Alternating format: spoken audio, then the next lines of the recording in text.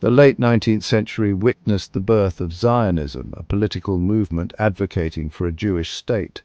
This movement was spearheaded by Theodor Herzl, a journalist and political activist who is often considered the father of modern political Zionism. Herzl's vision was to create a safe haven for Jews who were facing rampant anti-Semitism in Europe. His ideas were revolutionary at the time, proposing not just a spiritual return to the land of Israel, but a political and physical one. This movement arose amidst a backdrop of rising nationalism in Europe. Nationalism was sweeping across the continent, with various ethnic groups seeking to establish their own nation-states.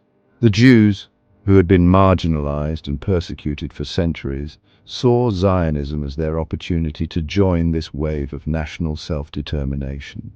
Zionism, however, was not merely a religious yearning for a return to the historical land of Israel. While the religious aspect was significant, it was also a secular and political movement. Many Jews who supported Zionism were not particularly religious, but were motivated by the desire for a safe and autonomous homeland. It was intrinsically linked to European colonialism, seeking to establish a state for Jews in a land already inhabited by Palestinians. The Zionist leaders were influenced by the colonial mindset of the time, which often disregarded the rights and existence of indigenous populations. They saw the establishment of a Jewish state as part of the broader European colonial project. This ambition disregarded the existing Palestinian society, viewing them as obstacles to the Zionist project. The Palestinians, who had lived on the land for generations, were largely ignored in the Zionist plans. This disregard for the native population set the stage for future conflicts.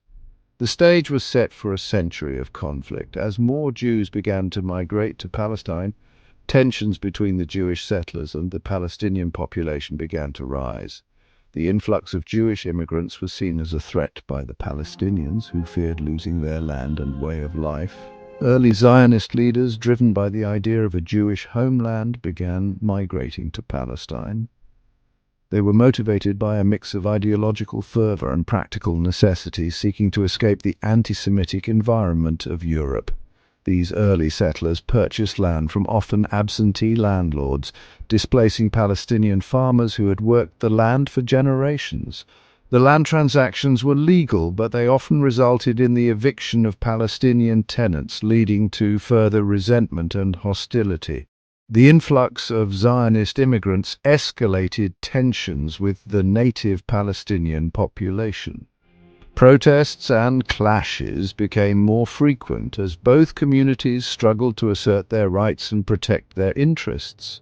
The stage was set for a century of conflict, rooted in the displacement of one people for the benefit of another. The Zionist project, while providing a homeland for Jews, came at a significant cost to the Palestinian population, leading to a complex and enduring conflict that continues to this day. In 1917, the British government issued the Balfour Declaration, a brief yet profoundly impactful document that would shape the future of the Middle East. This document, addressed to Lord Rothschild, a prominent Zionist leader, pledged British support for the establishment of a Jewish national home in Palestine. It was a significant political gesture, reflecting the British government's strategic interest during World War I.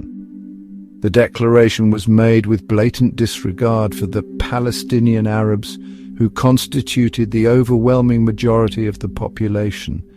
These communities had deep-rooted connections to the land, with histories and cultures that spanned centuries. Their political rights and national aspirations were entirely ignored. The British government, in its colonial mindset, saw Palestine as a mere chess piece in the larger geopolitical game.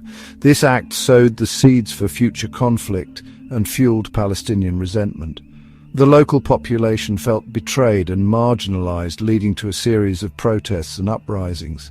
The Balfour Declaration had far-reaching consequences. It not only altered the demographic landscape of Palestine, but also set the stage for decades of strife and discord. It emboldened the Zionist movement and paved the way for increased Jewish immigration to Palestine. This influx of new settlers changed the social and economic fabric of the region. It also exacerbated tensions between the Jewish and Arab communities. The promise of a national home for one group led to the dispossession and disenfranchisement of another. The declaration, made in the midst of World War I, illustrated the colonial mindset of the time, treating Palestine as a geopolitical pawn rather than a land with its own people and history. The British were primarily concerned with securing their own strategic interests in the region. It remains a symbol of broken promises and the betrayal of the Palestinian people. The legacy of the Balfour Declaration is a complex and painful chapter in the history of the Middle East, one that continues to resonate to this day. The year 1948 witnessed the culmination of Zionist aspirations and the tragic dispossession of the Palestinian people. This event, known as Al-Nakba, or the catastrophe in Arabic, marked the violent birth of the State of Israel. Zionist militias, well-armed and organized, systematically expelled Palestinians from their homes and lands. Over 750,000 Palestinians were forced into exile, becoming refugees in neighboring countries. The ethnic cleansing of Palestine was not a byproduct of war, but a deliberate and planned operation. Hundreds of Palestinian villages were depopulated and destroyed, erased from the map. Massacres, like the one at Deir Yassin, instilled terror and forced Palestinians to flee. The Nakba was not a singular event, but an ongoing process of dispossession that continues to this day. The trauma of that period continues to shape Palestinian identity and fuels their struggle for justice and return. Section 4, Cementing Control, the 1967 War and the Expansion of Occupation. In 1967, Israel launched a preemptive war against its Arab neighbors, resulting in a swift and decisive victory. This conflict, which lasted only 6 days, saw Israel facing off against Egypt, Jordan, and Syria. The rapid and overwhelming success of the Israeli military reshaped the geopolitical landscape of the Middle East. This war, known as the Six-Day War, had profound consequences for the Palestinians. The aftermath was marked by significant human suffering and displacement. Thousands of Palestinians were forced to flee their homes, becoming refugees in neighboring countries or within the newly occupied territories. Israel occupied the remaining territories of historic Palestine, including the West Bank, East Jerusalem, and the Gaza Strip. These areas, rich in cultural and historical significance, became the focal points of a prolonged and contentious occupation. This occupation marked the beginning of a new chapter of Palestinian dispossession and struggle. The daily lives of Palestinians were irrevocably altered as they faced military rule, land confiscation, and the constant threat of violence. Protests and resistance became a part of the Palestinian experience as communities sought to assert their rights and preserve their heritage. Following the 1967 war, Israel embarked on a policy of establishing Jewish settlements in the newly occupied territories. These settlements, often built on confiscated Palestinian land, were intended to create facts on the ground that would be difficult to reverse in any future peace negotiations. This settlement enterprise, deemed illegal under international law, aimed to solidify Israeli control over the West Bank and East Jerusalem. International condemnation was widespread, yet the settlement expansion continued, further complicating the prospects for a two-state solution. The construction of settlements, along with a network of checkpoints and bypass roads, fragmented the Palestinian territories and severely restricted Palestinian freedom of movement.